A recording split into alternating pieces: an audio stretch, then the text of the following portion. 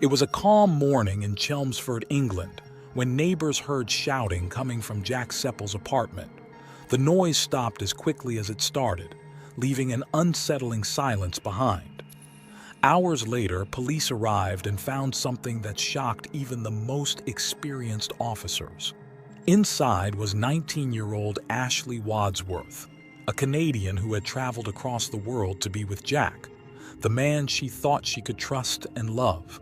How did things go so wrong? What brought Ashley to this heartbreaking moment? As the truth came out, it revealed a disturbing story of love, control, and obsession.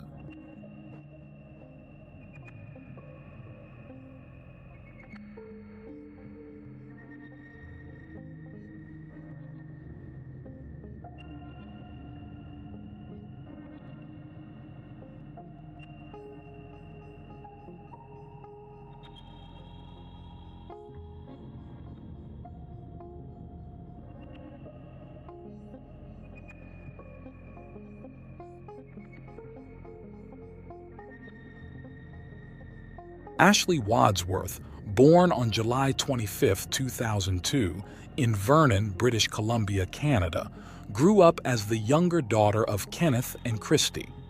She shared her childhood with her older sister, Haley, in a large and tightly knit family of over 50 relatives, all residing within the same community. After her parents' divorce, her father remarried and had 2 more children, Crystal and Brandon. Despite these changes, Ashley's connection to her family remained strong, especially with her niece, Paisley, Haley's daughter, whom she cherished deeply. Ashley was known for her vibrant personality. She was outgoing, friendly, and widely loved by friends and family alike. She enjoyed outdoor activities like swimming, horseback riding, and skiing, while also participating in tennis and playing the clarinet. Additionally, she was active on social media, where she frequently shared memes, jokes, and pictures. It was through these platforms that she met Jack Seppel, a boy from Essex, England. Their virtual friendship began in 2015 when Ashley was 12 and Jack was 15. Jack, born on January 9, 1999, had a complex family background. He lived with his mother, Tracy Dalton, and stepfather Ricky, while his relationship with his late father was strained. Jack's family ties were minimal, as he didn't have contact with his brother Jordan, though he remained close to his sister Nadia. Known for his charming yet troubled personality, Jack was described as both humorous and unpredictable. His challenges at school and occasional aggressive behavior were noted by acquaintances. Ashley and Jack were introduced by a mutual friend online. Despite the distance, they quickly bonded over shared interests and spent hours chatting. Using her family's computer, Ashley kept the friendship open to her relatives who were aware of their connection. Over time, their relationship evolved, transitioning from text-based chats to video calls. Jack became a familiar presence in Ashley's life, often sending her gifts, including clothes, teddy bears, and money. Their bond deepened, but Jack's obsessive behavior raised concerns among Ashley's loved ones. During arguments, Ashley would block him, only for Jack to find ways to contact her through new accounts or mutual friends. In one instance, Jack tattooed Ashley's name on his arm, an act her parents deemed excessive. His jealousy and controlling tendencies surfaced as he monitored Ashley's interactions with others, despite maintaining his own relationships with different girls. Ashley, however, remained captivated by Jack. By 2018, at the age of 16, she expressed a desire to meet him in person. Her family, wary of her safety, did not allow her to travel alone overseas. Despite frequent fights and Jack's troubling actions, the pair continued to reconcile. As Ashley entered her late teens, she began saving money from her jobs at fast food restaurants and department stores. Her dream of meeting Jack grew stronger, and with her new financial independence, she purchased a tablet to maintain her privacy online. By November 12, 2021, Ashley, now 19, decided to fulfill her long-held dream.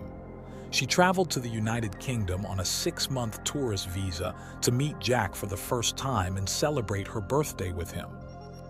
It was her first international trip, marking a milestone in her life. Despite concerns from her family and friends, Ashley's determination and excitement defined her bold choice to embark on this journey. According to those close to her, Ashley traveled to the United Kingdom with hopes of exploring the possibility of living with Jack and perhaps continuing her education there. The two met in person for the first time on November 13, 2021, at London Gatwick Airport. Excited about the encounter, Ashley updated her profile picture that same day to one featuring the pair together. At 22 years old, Jack looked significantly older than Ashley, who was a cheerful and youthful 19. His heavily tattooed appearance, including ink on his face, starkly contrasted with her light-hearted demeanor. Ashley stayed with Jack in his home during her visit. He lived alone in a small apartment within a public housing complex in northwest Chelmsford. While the area had a questionable reputation, the couple spent time exploring more pleasant parts of the city. Initially, Jack appeared to be the loving and attentive partner Ashley had known online. He showered her with compliments and happily posed for romantic selfies. However, he also displayed volatility, which occasionally escalated into cruel behavior. During their time together, Ashley and Jack were inseparable. Since she was on a tourist visa, Ashley couldn't work, and Jack, who was unemployed, relied on social assistance and occasional help from his mother, Tracy, who lived nearby. Ashley frequently updated her social media with photos and cheerful captions, showing the couple enjoying their time together.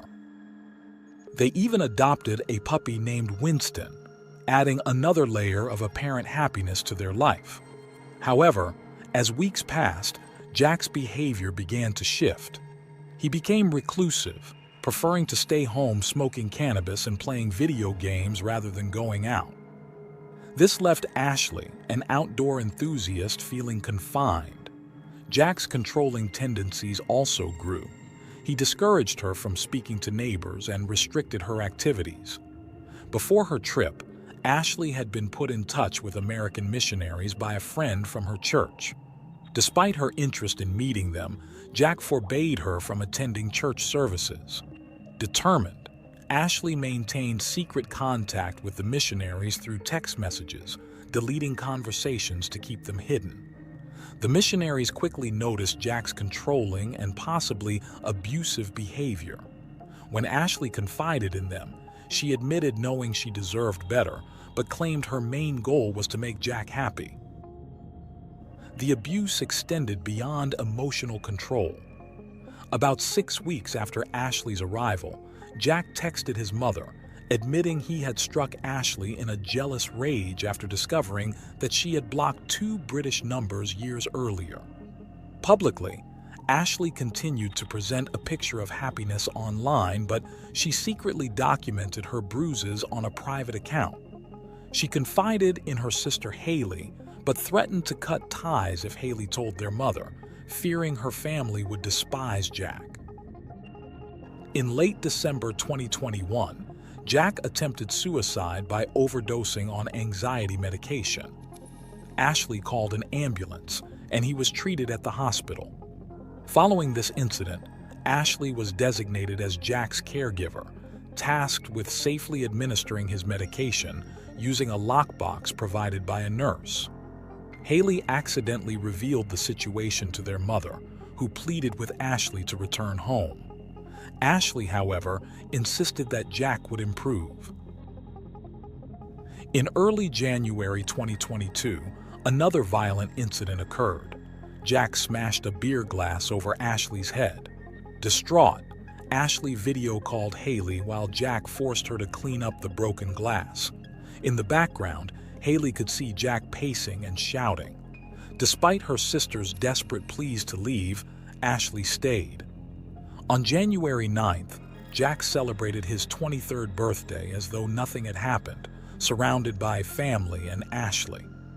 Soon after, Jack's mother and stepfather organized a family trip to Rye, a quiet coastal town, hoping the change of scenery might ease tensions after Jack's suicide attempt. Photos from the trip painted a picture of harmony, offering a false sense of reassurance to Ashley's parents, who were unaware of the full extent of the abuse. Yet, this fleeting peace did not last. By late January, Jack's temper flared again. During another argument, he physically assaulted Ashley, throwing a candle and a television remote at her while she was on a video call with Haley. Once again, Haley begged Ashley to come home. Initially, Ashley agreed but soon changed her mind, holding on to the belief that somewhere inside Jack's violent persona was the charming boy she had known for so many years. Ashley prayed that time, medication, or her love could heal Jack. Based on conversations with her mother, it seemed Jack had some awareness of the toxic cycle he had created. He would accuse Ashley of disloyalty, lash out at her, and later apologize profusely. Despite his occasional guilt, it wasn't enough to prevent the devastating events that were about to unfold. On the morning of February 1st, 2022, Jack became enraged again, accusing Ashley of sneaking off to meet others behind his back. He demanded access to her phone and social media accounts. Around 8 a.m., one of Jack's neighbors heard Ashley screaming through the shared wall. Moments later, Ashley appeared at her door, barefoot, crying, and bleeding from a cut on her hand. She explained that Jack had flown into a rage after finding a photo of a naked woman on her phone, assuming it was someone she knew. He had verbally abused her, smashed her phone, and thrown their puppy, Winston, against the wall. Despite fearing for her life, Ashley begged her neighbor not to call the police. The neighbor reluctantly agreed but urged Ashley to accompany her to a medical appointment to avoid returning to Jack's apartment. Ashley refused, so the neighbor decided to confront Jack directly. He apologized for his actions and appeared calm, convincing the neighbor to leave for her appointment. Around 9 a.m., another neighbor, Lucy, brought Jack a package that had been misdelivered. Jack barely opened the door, which Lucy found odd, but dismissed as typical of his standoffish behavior. Meanwhile, Ashley called her family from Jack's phone. It was midnight in Vernon.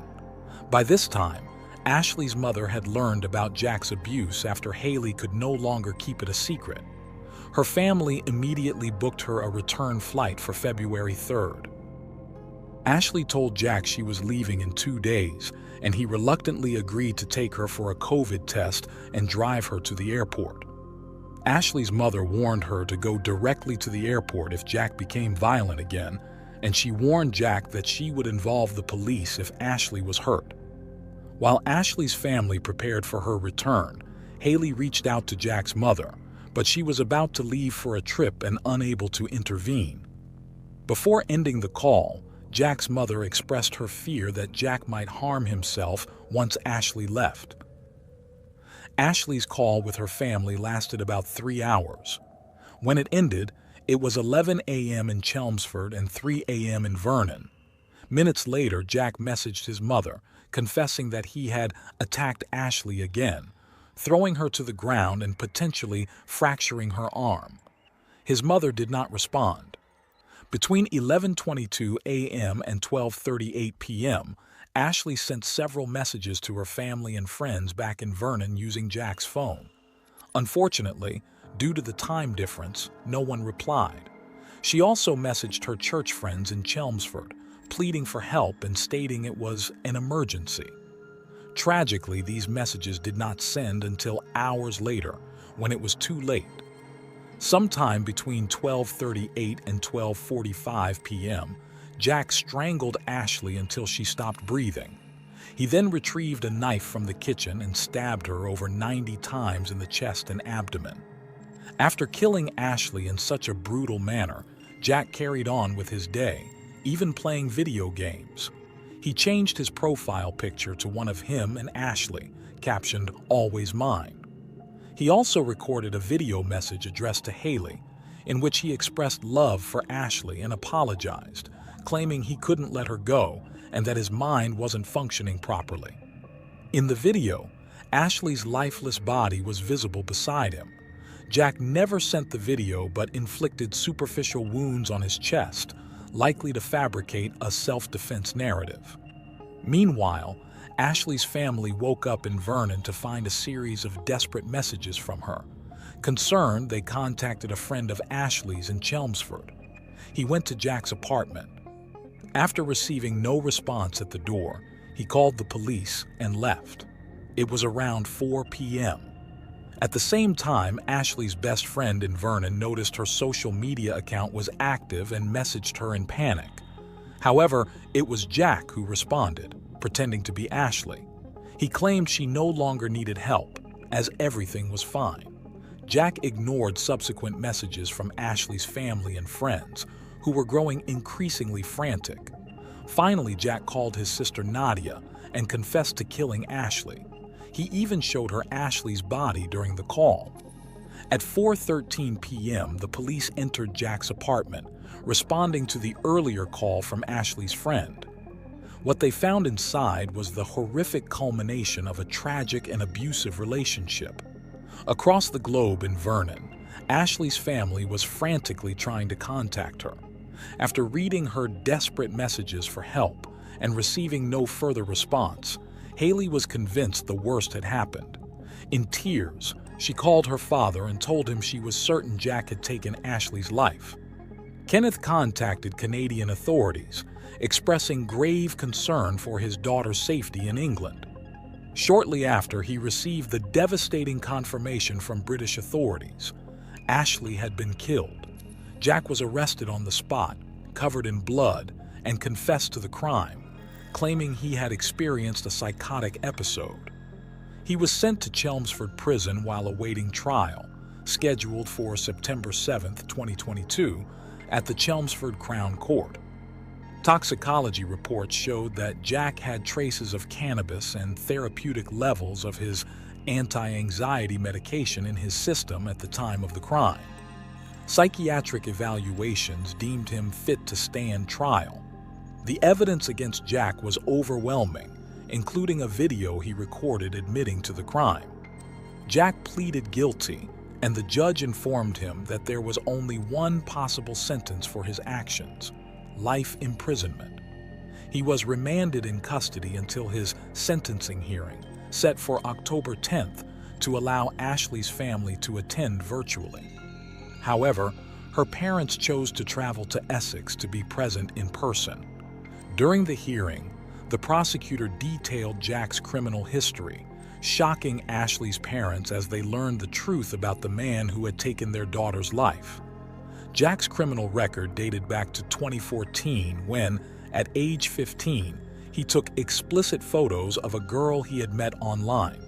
After the girl ended their relationship, Jack hacked her social media accounts and published the images, leading to a restraining order.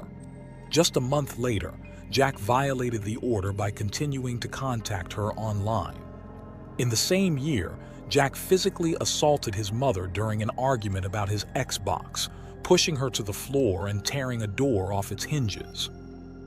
By March, he had breached the restraining order again, sending the victim another social media request.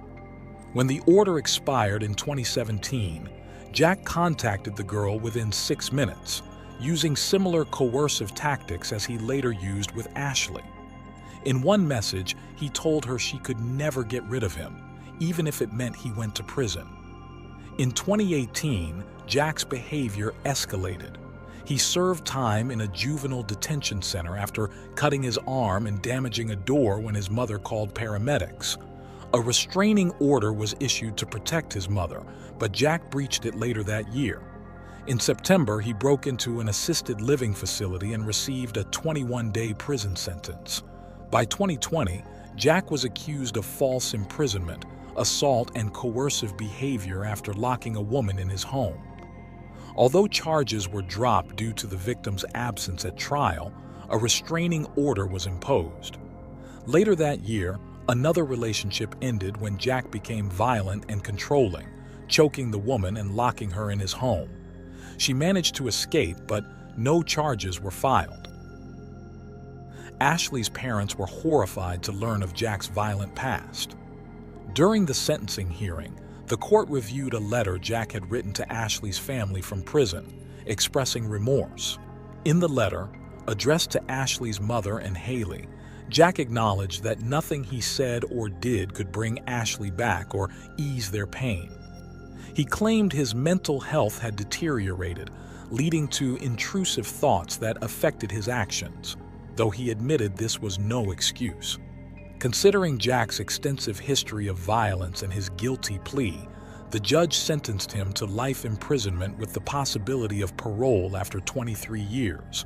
Ashley's parents left the courtroom knowing justice had been served, but carrying the weight of unimaginable loss. On October 12th, Ashley's parents, stepmother, a close friend, and Julie Taylor, a campaigner against knife violence who had lost her teenage grandson Liam to a stabbing, held a vigil in Ashley's honor. The group walked from Brownings Avenue to the location where Ashley had spent her final days. They laid wreaths and placed roses on the doorstep. Ashley's mother spent a quiet moment reflecting at the site, mourning her daughter's loss. Neighbors, some of whom had attended Jack's sentencing, came out to support the family. Ashley's remains were repatriated to Canada with the help of hundreds of donations raised through a crowdfunding campaign organized by her family. Her funeral was held on February 23, 2022. The ceremony was live-streamed, allowing more people to participate. Funds remaining after covering funeral costs were donated to a scholarship foundation and a domestic violence support organization. During the service, those who spoke remembered Ashley as a vibrant, adventurous soul with a deep love for nature and an infectious sense of humor. A year after the tragedy, Haley, Ashley's sister, shared in an interview that she believed Ashley sent them signs from above. The family noticed doors opening and closing on their own, and lights flickering without explanation. After the trial, Ashley's father raised concerns about the lack of accessible information about Jack's past. Despite searching his name online before Ashley's trip, the family found nothing alarming. He questioned when the right to privacy should be revoked for someone with a repeated history of violence. In the UK, there is a domestic abuse disclosure scheme known as Clare's Law, named after a victim who was killed by a partner with a history of stalking and threats. The law allows individuals to request information about a person's criminal past and grants police the authority to disclose such information proactively. However, the process can be slow, and disclosure is not guaranteed. Ashley's mother lamented not knowing about this policy, believing she could have submitted a request to British authorities before her daughter's trip. Domestic abuse is a global issue affecting women of all ages, social classes, and backgrounds. According to the UK organization Women's Aid, a woman in England and Wales is killed by a male partner or ex-partner every 4 days, on average. Despite the warning signs that emerged even during Ashley and Jack's virtual relationship, she chose to ignore them and travel to meet him. It's natural to wonder why someone like Ashley would overlook these red flags. Women's Aid explains that many victims remain in abusive relationships for a variety of reasons, often hoping that their partner's apologies and promises to change will hold true. Abuse often begins once a relationship is firmly established, making it difficult for the victim to leave. For Ashley, despite everything, she believed Jack had a good heart. Deep down, she thought her love could help him change. Tragically, by the time she realized she was wrong and decided to distance herself, it was too late.